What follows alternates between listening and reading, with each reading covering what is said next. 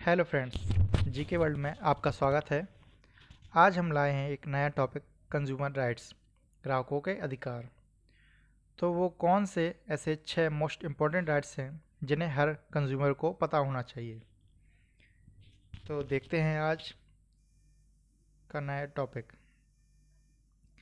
पहले तो ये पता कर लेते हैं कि ग्राहकों की श्रेणी में कौन लोग आते हैं। अगर आप कोई सामान खरीदते हैं या किसी चीज़ के बदले में किसी सेवा का लाभ उठाते हैं तो आपको कानून के तहत एक कंज्यूमर या ग्राहक माना जाएगा। लेकिन अगर आप इन सामानों को आगे बेचने के लिए या किसी कमर्शियल उद्देश्य के लिए खरीदते हैं तो आपको ग्राहक नहीं माना जाएगा। कानून के लिए खरीद के सभी माध्यम एक समान है, चाहे वह सामान खरीदना हो या ऑनलाइन सेवा प्राप्त करना। व्यक्तिगत रूप से टेली शॉपिंग, डायरेक्ट सेलिंग या मल्टी लेवल मार्केटिंग के माध्यम से सभी प्रकार की खरीदारी कानून के तहत आती है। ग्राहकों के अधिकार क्या क्या हैं? क्या आप जानते हैं आपके कानूनी अधिकार? कंज्यूमर प्रोटेक्शन एक्ट में मोटे तौर पर 6 ग्राहक संरक्षण अधिकार शामिल हैं जिनका उद्देश्य सामान्य रूप से ग्राहकों की सुरक्षा करना है।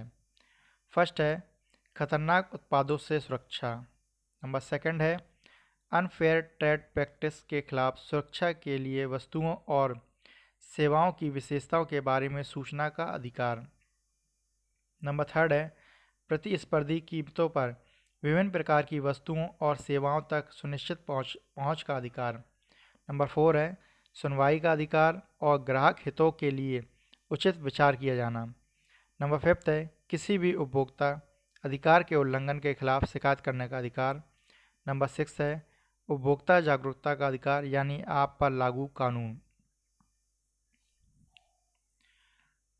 अब देखते हैं डिफेक्टिव प्रोडक्ट बेचे जाने पर ग्राहकों के अधिकार के तहत क्या करें। यदि आपको कोई डिफेक्टिव प्रोडक्ट बेच दे तो आपके क्या अधिकार हैं। अगर आपको एक डिफेक्टिव प्रोडक्ट बेचा जाता है जो आपको नुकसान पहुंचा सकता है तो प्रोडक्ट निर्माता, सेवा प्रदाता और विक्रेता जो आपको ऐसे प्रोडक्ट बेचते हैं उन्हें कंज्यूमर प्रोटेक्शन एक्ट के तहत सजा दी जा सकती है। जैसे कि मान लीजिए एक विज्ञापन ने दावा किया कि एक उत्पाद में कुछ गुण होते हैं, खरीदने के बाद यह पता चला कि ऐसा है ही नहीं। क्या ऐसे मामले में कुछ किया जा सकता है? हाँ, ऐसे विज्ञापनों को भ्रामक विज्ञापन कहा जाता है। कंज्यूमर प्रोटेक्शन कानून के अनुसार यदि किसी प्रोडक्ट या सेवा का विवरण देने वाला कोई विज्ञापन सटीक नहीं है और ग्राहकों को ऐसे प्रोडक्ट या सेवाओं का लाभ उठाने के लिए गुमराह करता है, उन्हें गलत जानकारी पर विश्वास करने के लिए गुमराह करता है, तो ऐसे भ्रामक विज्ञापन माना जाता है, मतलब फ्रॉड विज्ञापन माना जाता है। उदाहरण के लिए ऐसे ब्रांड जो इस गारंटी के साथ उत्पादों का विज्ञापन करते हैं कि उनके प्रोडक्ट कम समय में बालों को लंबा करेंगे और निर्णायक वैज्ञानिक प्रमाण प्रदान करने में विफल रहते हैं। कई ब्रांड अक्सर ऐसे विज्ञापनों के माध्यम से ग्राहकों को गुमराह करते हैं। ऐसे में आप शिकायत दर्ज करा सकते हैं। किसी प्रोडक्ट पर दिए गए एमआरपी से ज़्यादा पैसे लिए जाते हैं तो क्या करें? यदि दुकानदार एमआरपी से ज़्यादा पैसे लिए तो ऐसे करें शिकायत। अगर प्रोडक्ट और सेवाओं की एक निश्चित लागत होती है, अक्सर क्या होता है एक प्रोडक्ट और सेवाओं की क्या होती है, एक निश्चित लागत होती है जो ग्राहकों द्वारा वहन की जाती है, मतलब ग्राहकों द्वारा पे की जाती है। यह लागत जब सरकार द्वारा तय की जाती है तो उसे अधिकतम खुदरा मूल्य एमआरपी कहते हैं। अन्य मामलों में कीमतें सामान पर या मूल्य सूची पर लिखी होती हैं या ग्राहकों और व्यापारियों सर्विस प्रोवाइडर्स के बीच पहले से सहमति होती है। किसी भी मामले में जब इस तरह के सामान या सेवाओं को इस निश्चित लागत से अधिक कीमत पर बेचा जाता है तो ग्राहकों के अधिकार के तहत शिकायत दर्ज करा सकते हैं। अब अगला है जैसे क्या अमेज़न और मिंत्रा जैसे ई कॉमर्स प्लेटफॉर्म पर भी कंज्यूमर प्रोटेक्शन कानून के दायरे में आते हैं?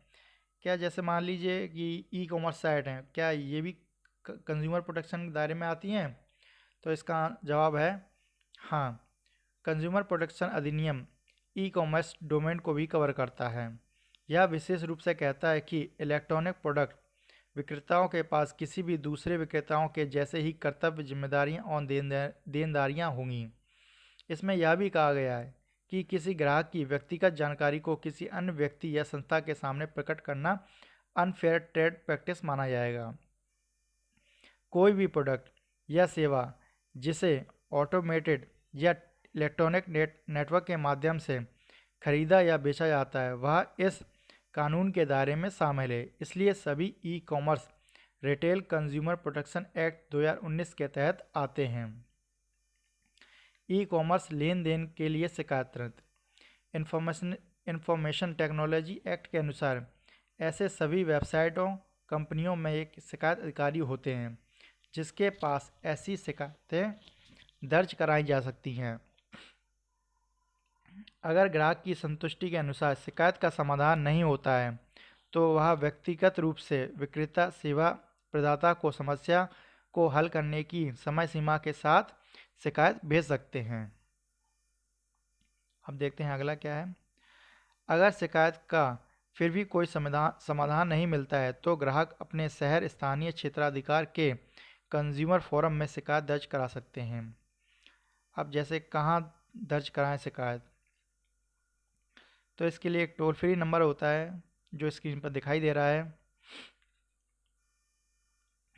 ऐसे करें उपभोक्ता फोरम में शिकायत दर्ज। ग्राहकों के अधिकार कानून के तहत संरक्षित किसी भी उपभोक्ता अधिकारों के उल्लंघन के लिए शिकायत दो तरह से दर्ज की जा सकती है। ऑनलाइन या फिजिकल आवेदन यानी खुद जाकर शिकायत दर्ज करना। फिजिकल यानी खुद जाकर शिकायत दर्ज करानी हो तो उपभोक्ता विवाद निवारण आयोग में शिकायत दर्ज करा सकते हैं। यह आयोग जिला, राज्य और राष्ट्रीय स्तर पर उपलब्ध है। आपके द्वारा प्राप्त वस्तुओं या सेवाओं के मूल्य के आधार पर इनमें से कहीं भी शिकायत दर्ज की जा सकती है।